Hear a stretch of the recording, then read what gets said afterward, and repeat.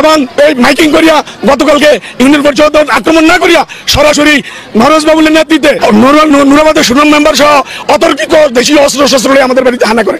আমি বিএনপি করেছি, আমার উপরে যদি বর্তমানে এই বিএনপি হামলা করে, তাহলে বর্তমান সরকার ডক্টর ইউনূস যে সন্ত্রাস দমন করছে সেটা তো এক সন্ত্রাস দমন করছে, আরেক সন্ত্রাস ইউনূসের উপর গাড়ি চাপিয়ে পড়ছে।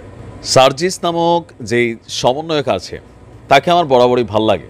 আমি তার নিয়ে অনেকগুলো পজিটিভ ভিডিও আপনাদের সামনে উপস্থাপন করেছি, কারণ যেই বাংলাদেশে আমরা দেখতে চাই, আমরা কেউ আওয়ামী লীগ করি, কেউ বিএনপি করি, তা আমাদের মধ্যে যেই প্রবণতাটা আছে, আমার দল ক্ষমতা আসুক, এরপরে তোমারে মজা দেখামো, হ্যাঁ দেশে আইসো মজা দেখামো, এই যে প্রবণতাটা এখনো চেয়ারে না বসতেই অনেক বিএনপির নেতাকর্মী, ফ্যান ফলোয়ার বা বিপরীত দলের রাজনীতি করেন যারা, আমাদের কমেন্টেও দেখা যায় বাংলাদেশের বিভিন্ন জায়গায় এই দৃশ্য কিন্তু এখন দেখা যাচ্ছে।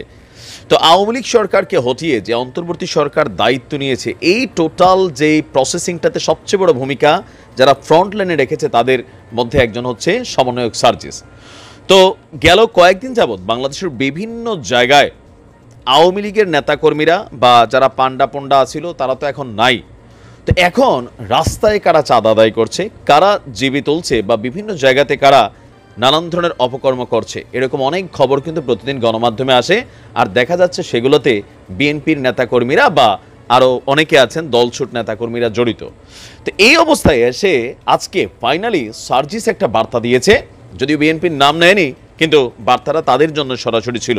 তার গুরুত্বপূর্ণ অংশটা আমি তার সাথে সহমত জানাই। দেখেন, মানুষ 15 বছর পরে যে রাস্তায় নেমে আসছিল আওয়ামী লীগের অতিরিক্ত লুটপাটের কারণে, অত্যাচারের কারণে সাধারণ মানুষ বিরক্ত ছিল। এখন এক হাত থেকে আরেক হাতে পড়ার যে খেলাটার কিছু অ্যাক্টিভিটিস হচ্ছে, সেটা সম্পর্কে ছাত্র সমন্বয়করা কিন্তু খুব সোচ্চার হবে হুঁশিয়ারি দিয়েছে। বলা হচ্ছে যে আওয়ামী লীগ ক্ষমতার অপব্যবহার করছে। সার্জিস বলছে যে তাদের দল বাদে অন্য সব রাজনৈতিক দলগুলোর নামে মিথ্যা মামলা দিয়ে তারা হয়রানি করেছে, চাঁদাবাজি করেছে, মানুষকে এলাকা ছাড়া করেছে। এটিকে আমরা কোনোভাবে সমর্থন করিনি, কিন্তু আজকে 16 বছর পর ছাত্র জনতার অভ্যুত্থানের মাধ্যমে আওয়ামী লীগ সরকারের আমরা পতন ঘটিয়েছি।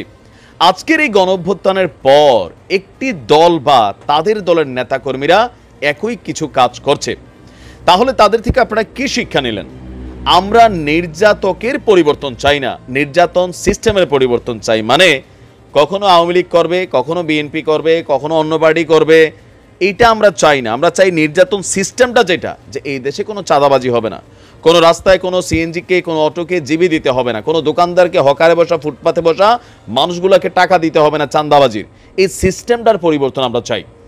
আমাদের স্পষ্ট বার্তা, সার্জিস বলছে যে আপনাদের চোখের সামনেই অনেকগুলো জ্বলন্ত উদাহরণ রয়েছে, সেগুলো থেকে আপনারা শিক্ষা নিন, না হলে জনগণ এবার আপনাদেরকে আস্থা করে নিক্ষেপ করবে। আমরা এটা দেখতে চাই না যে আবারও কাউকে মিথ্যা মামলা বা হয়রানির মধ্যে দিয়া সেই সিস্টেমের মধ্যে যেতে হচ্ছে। মানে গেল কয়েকদিন যাবৎ বাংলাদেশে বেশ কিছু মামলা হচ্ছে, তো এর মধ্যে কিছু মামলা ফোকাসড হয়েছে, যেমন সাকিব আল হাসানের নামে হত্যা মামলা, জায়েদ খানের নামে বেগম খালেদা জিয়াকে হত্যার চেষ্টা মামলা, তারপরে হচ্ছে কি বলা হয় যে শাহরিয়ার নাজিম জয়, তো আরও এরকম অনেক কিছু কিন্তু মামলা হচ্ছে। তো স্বাভাবিকভাবে সাধারণ মানুষের কাছে এটা প্রশ্নবোধক একটা ইস্যু হয়ে দাঁড়াচ্ছে যে একদল বা একটা শ্রেণী তারা আবার যারে তারে আপে তাপে মামলা দিয়া এই ঝামেলাগুলোয় ফেলছে। এটা নিয়ে কিন্তু আজকে স্বরাষ্ট্র মন্ত্রণালয় থেকে একটা বক্তব্য দেওয়া হয়েছে, আইন মন্ত্রণালয় থেকে ডক্টর আসিফ নজরুল বক্তব্য দিয়েছেন, ইভেন সার্জিস তারাও বক্তব্য দিয়েছে। বলছে যে মিথ্যা মামলা, চাঁদাবাজি, হয়রানি, নির্যাতন এসব কিন্তু ছাত্ররা সমর্থন করে না। এই কলুষিত সিস্টেমের বিরুদ্ধেই ছিল জনতার, ছাত্র জনতার গণ অভ্যুত্থান। নতুন বাংলাদেশে এসবের পুনরাবৃত্তি আমরা চাই না। তাহলে ফ্যাসিস্ট আওয়ামী লীগের সঙ্গে আপনাদের কিন্তু কোনো পার্থক্য থাকবে না। বলা হয়েছে যে বিভিন্ন জায়গায় সড়কে যে সেতু আছে, সেই সেতুগুলোকে অনেকেই বিভিন্ন পরিচয়ে টোল দিতে চাচ্ছে না, নানান ধরনের অ্যাক্টিভিটিস হচ্ছে বিভিন্ন এলাকাতে, সেগুলো বন্ধ করতে। এখন এটা কি আসলে বিএনপির কোনো নির্দেশনা আছে? না। আপনি তো তারেক রহমানের বক্তব্য দেখেন, তারপর হচ্ছে মির্জা ফখরুল ইসলামের বক্তব্য দেখেন, একদম ঊর্ধ্বতন পর্যায়ের যারা আছেন তারা কিন্তু বরাবরই বলছে যে এই ধরনের কোনো কিছু করা যাবে না। কারণ তারেক রহমান গত 15 বছর যেহেতু একটা সিস্টেম তিনি দেখেছেন, নিজে ফেসবুক ইউজ করেছেন, মানুষের পালস বুঝেছেন, কিভাবে আওয়ামী লীগের পতন হয়েছে, কোন প্রেক্ষাপটে, কি কি কারণে, সেটাও কিন্তু তিনি দেখেছেন যুক্তরাজ্যে বসে। সো তিনি কিন্তু পাবলিকের পালসটা বোঝেন। বা যে সকল বিভিন্ন জায়গায় নেতাকর্মীরা অপরাধ করেছে তাদেরকে কিন্তু বরখাস্ত করেছে। তবে আমরা একটা জিনিস অ্যাড করতে চাই, আমি আওয়ামী লীগের সময় এই কথাটাই বলছি যে বরখাস্ত কখনোই কোনো শাস্তি হতে পারে না।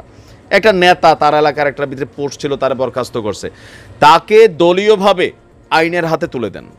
বিএনপির একজন অপরাধ করছে, নেতাকর্মী চাঁদাবাজি করছে, মানুষের সাথে লুটপাট করছে, কারোর সাথে ঘটনা করছে, সাথে সাথে তারে বিএনপি দলীয়ভাবে তারা আইনের হাতে তুলে দেন, তাহলে আরও 100 জন কর্মী সাবধান হয়ে যাবে। এই কথা বলতে বলতে আমি গত 5 বছরে দাঁত পড়ে গেছে, কিন্তু আমার কথা কেউ শোনে নাই। আজকে আওয়ামী লীগের অবস্থানে আছে। সো আগামী দিনগুলোতে এই জিনিসগুলো হলে প্রতিশোধের বিপরীতে বড় প্রতিশোধ তৈরি হবে। আমরা চাই বাংলাদেশে ওই আজাইরা হাইট্টা খাইয়া ভাইয়ের দালালি করা প্রিয় অভিভাবক, এই বক্কর চক্কর একটা গ্রুপ আছে প্রত্যেক দলেই শুরু হয়ে গেছে না, এদেরকে থামাইতে হবে। কাজ কইরা ভাত খাও তোমরা, চামচামি কইরা এইটা কইরা সেইটা কইরা কোনো কাজকর্ম নাই। ভাইয়ের পিছনে পিছনে ঘুরা, ওই এলাকার বৌজমের কাজ্যা, তারপর হচ্ছে চা দোকানে বৈশ্যা মানুষের বিপদে ফেলানো, তারপর একটা হয়রানিমূলক মামলা দিয়ে দেওয়া, এই যে একটা ষড়যন্ত্র কৌশল করে একটা পরজীবী শ্রেণী বাইচা আছে, প্রত্যেকটা দলে আছে। তো এদেরকে আসলে কর্মে লাগানো উচিত। নেতার আশেপাশে এত কর্মীর দরকার নাই, চাটুকার চামচাদের। আপনি নেতা, এলাকায় যাবেন, মানুষের সাথে কথা বলবেন, কাজ করবেন, যারা ভালো মানুষ তাদেরকে আশেপাশে রাখবেন, তাহলে আপনার নেতৃত্ব ঠিক থাকবে, দলের ওজনও ঠিক থাকবে। ভালো থাকুন। আসসালামু আলাইকুম।